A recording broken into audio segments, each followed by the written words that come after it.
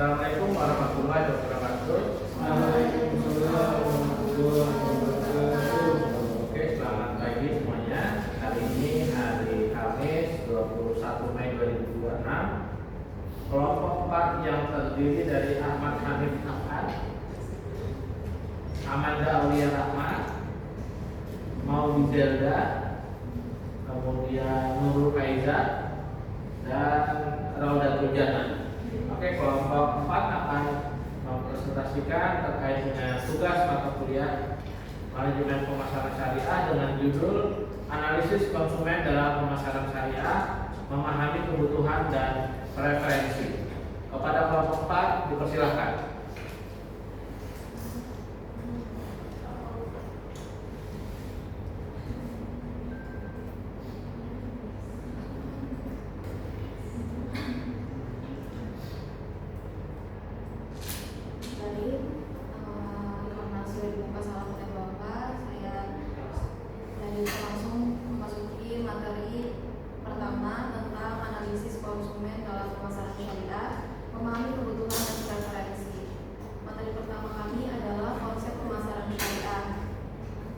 Adapun pengertian pemasaran syariah sendiri adalah penerapan suatu disiplin bisnis strategis yang sesuai dengan nilai dan prinsip syariah, dijalankan berdasarkan konsep keislaman yang telah diajarkan Nabi Muhammad SAW. Dan konsep pemasaran syariah sendiri tidak jauh berbeda dari konsep pemasaran biasanya atau konvensional, namun pemasaran syariah itu berbeda karena mengajarkan pemasar untuk jujur pada konsumen karena berlandaskan nilai-nilai syariah, bukan hanya berpatok pada keuntungan semata, tapi ada nilai-nilai syariah yang harus diterapkan di dalam pemasaran syariah itu sendiri.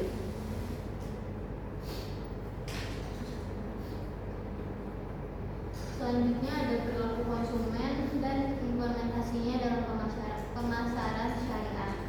Perilaku konsumen dalam pemasaran syariah dipengaruhi oleh nilai-nilai Islam seperti kejujuran, keadilan, dan kesesuaian dengan maksud syariah. Konsumen Muslim cenderung memilih produk yang halal, transparan, dan sesuai dengan prinsip syariah sehingga dapat meningkatkan kepercayaan dan loyalitas.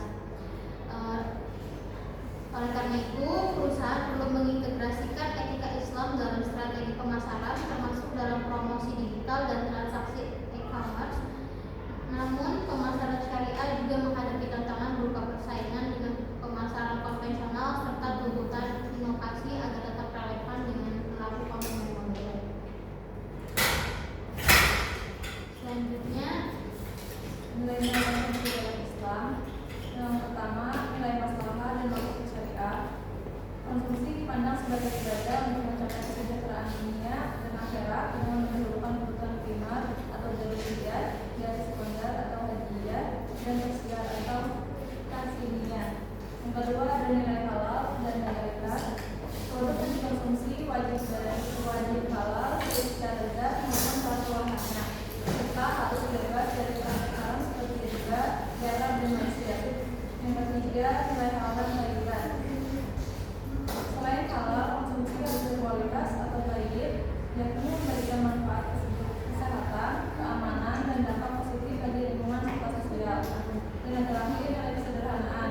Larangan terhadap perilaku israf atau berlebihan dan tabdzir atau mubazir agar konsumsi tetap proporsional dan tetap memperhatikan kewajiban sosial seperti zakat dan sedekah. Selanjutnya adalah diberikan oleh faktor-faktor yang mempengaruhi kebutuhan dan preferensi konsumen Muslim. Yang pertama ada faktor religius. Tingkat pemahaman dan pemahaman ajaran Islam akan menentukan bagaimana konsumen memilih produk yang halal dan sesuai syariat. Konsumen Muslim yang memiliki tingkat religius ini cenderung lebih memperhatikan rasulullah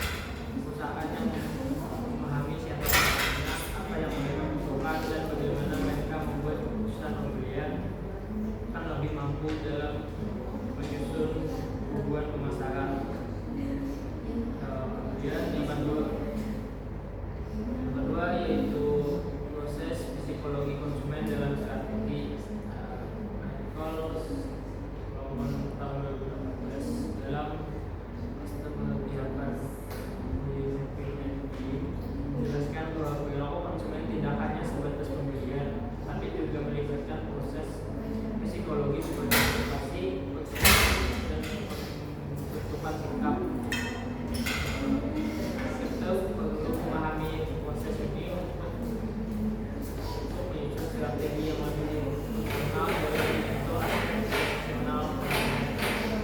Kemudian juga yaitu strategi pemasaran lebih terkait konsumen lokal. Dalam konteks Indonesia, menurut Yudhoyono dan Chandra tahun 2016 dalam bukunya yaitu Perilaku Konsumen, Strategi dan Aplikasi Pemasaran. Dalam pemasaran menekankan bahwa strategi pemasaran harus disesuaikan dengan nilai dan kebutuhan konsumen lokal. Konsumen Indonesia misalnya sangat sensitif terhadap harga, namun juga loyal terhadap merek yang mereka tentukan secara emosional. Kemudian yang keempat, studi kasusnya strategi pemasaran Gojek berdasarkan perilaku konsumen. Gojek adalah salah satu perusahaan teknologi asal Indonesia yang sukses karena kemampuannya memenuhi dan menyesuaikan diri dengan perilaku konsumen. Sejak awal, Gojek tidak hanya melayani transportasi, tetapi juga menjawab kebutuhan konsumen akan kemudahan, kecepatan, dan kenyamanan mendapatkan insight perilaku konsumen. Gojek memulai dengan memahami bahwa konsumen urban di Indonesia cenderung menghindari kemacetan dan membutuhkan layanan yang cepat tanpa proses berubah. Maka lahirlah Gojek sebagai solusi transportasi lokal berbasis aplikasi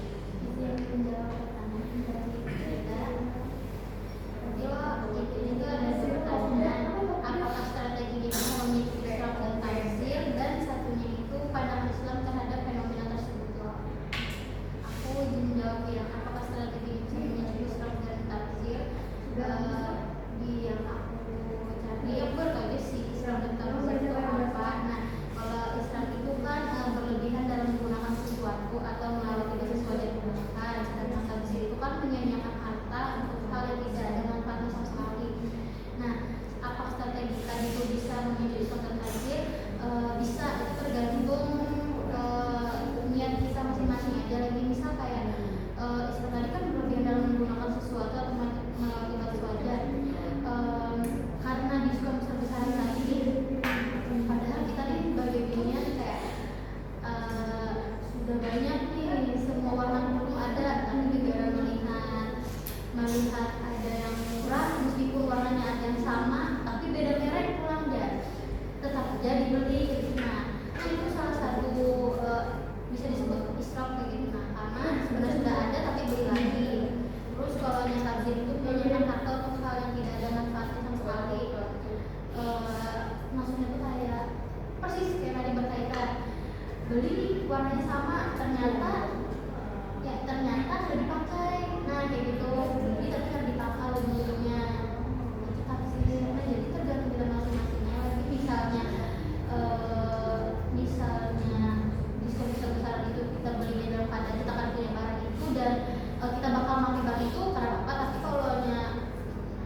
seperti yang kamu sampaikan tadi tidak, padahal tidak dibutuhkan karena itu bisa menimbulkan memicu isyarat dan tafsir tadi. Selain itu, Ini tadi menurut pandangan Islamnya, nah itu mengenai transaksinya itu diperbolehkan karena jual beli itu dan kemudian Islam itu adalah cara dagang yang sah diperbolehkan oleh Islam. Tapi hal tersebut menjadi masalah kalau strateginya itu mendorong seseorang menghabiskan masanya di luar batasan kewajaran. Namanya itu belanja di kalau ada duitnya itu harus bawa untuk menjadi poros. Terus juga konsumsinya itu harus berdasar kepada kebutuhan, bukan sekadar keinginan atau hawa nafsu. Islam mengajarkan kita mengutamakan kebutuhan pokok terlebih dahulu, bukan tergiur belanja hanya karena ada promosi. Terus yang terakhir, Islam juga melarang untuk menyediakan harta sama kaya yang termasuk dari diperbolehkan, tapi satu kan diarahkan terlalu banyak mengeluarkan, artinya jadi membaca baik itu. Nah, membeli barang yang akhirnya tidak dipakai atau dibiarkan rusak, hukumnya termasuk pemborosan barang Islam. Nah, itu jadi kayak masuk ke Islam tafsir tentang zina. terima kasih. Ada yang pertanyaan bertanya.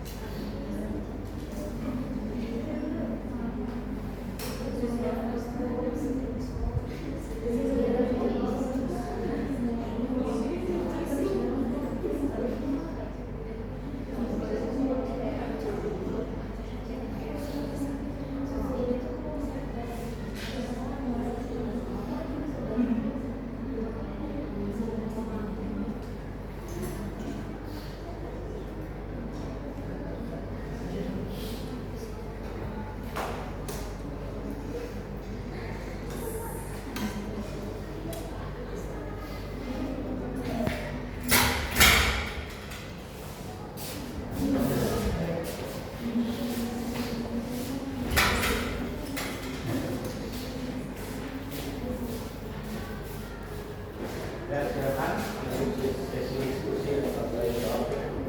Silakan kalau nanya mahasiswa atau mahasiswi dapat menuliskan juga di WhatsApp. Jadi dapat tulis dan menjawab pertanyaan.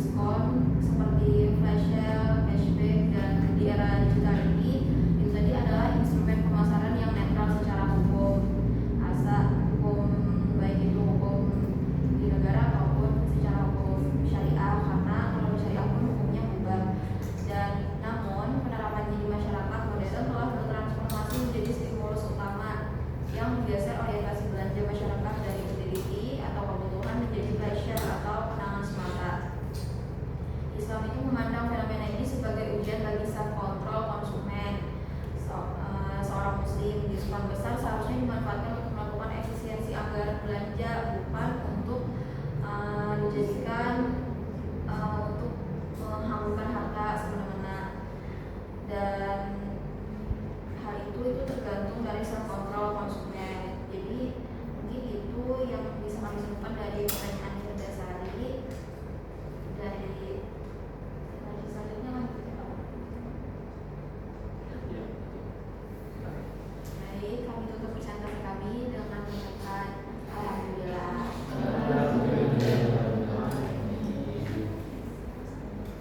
Terima kasih banyak pada teman-teman yang mendengarkan. Sekian dari kami. Terima kasih. Assalamualaikum warahmatullahi wabarakatuh.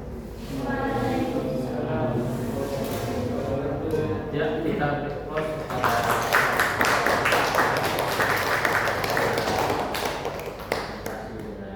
Baik. Kemudian kita lanjut ke kelompok 5. Ya, nanti kelompok 5 akan dipandu juga oleh Bapak Hasan, ya, selaku asisten saya. Tapi untuk kelompok 4 nanti jangan lupa untuk ini ya sama Bapak. Untuk kelompok 5 nanti nama dosen, aku dan nama asisten dosen Pak Hasan Lopi Hadiki, ya. Jadi 2 nanti. Oke, pada kelompok 5 silakan. Pak Hasan silakan bisa dibantu. Untuk presentasi. Kita tunggu 6 kan? Belum. Belum.